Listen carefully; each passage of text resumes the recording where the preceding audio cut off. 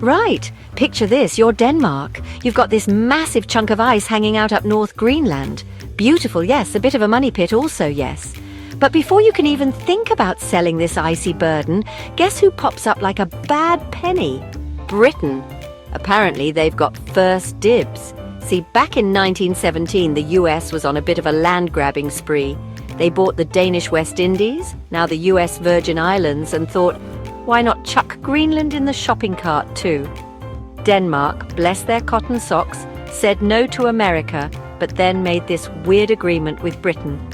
If they ever sold Greenland, Britain got to say yes or no first, just in case they fancied a bit more snow, I guess. Fast forward to 2023. Enter Donald Trump, stage right with his usual subtlety and grace. He decides he quite fancies Greenland. Maybe he's thinking of adding it to his golf course portfolio. He even calls up the Danish Prime Minister, Mette Frederiksen, for a chat. I imagine the conversation was lively. The Danish Prime Minister, bless her, was having none of it. Greenland is not for sale, she stated. Mic drop. You could practically hear the eye rolls from Copenhagen to Nuuk. The world had a good chuckle, but it did raise an interesting question. Just who does own Greenland? And why does Britain get to be involved?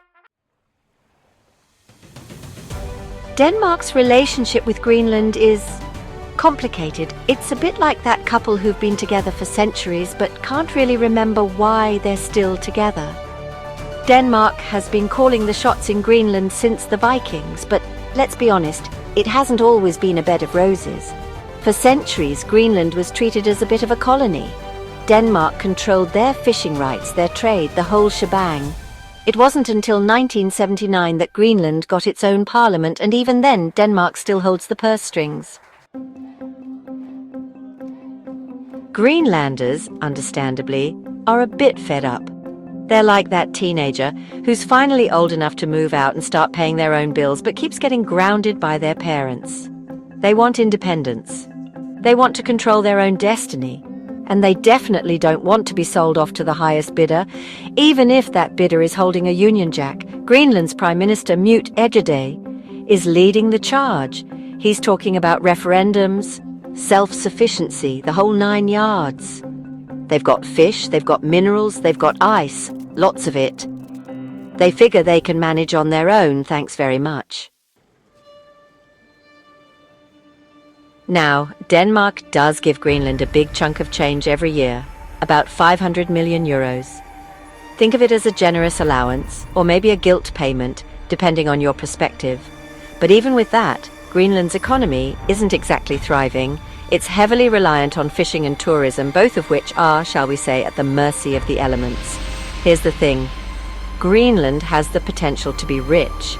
And I'm not talking cod rich, I'm talking diamonds and rare earth minerals rich.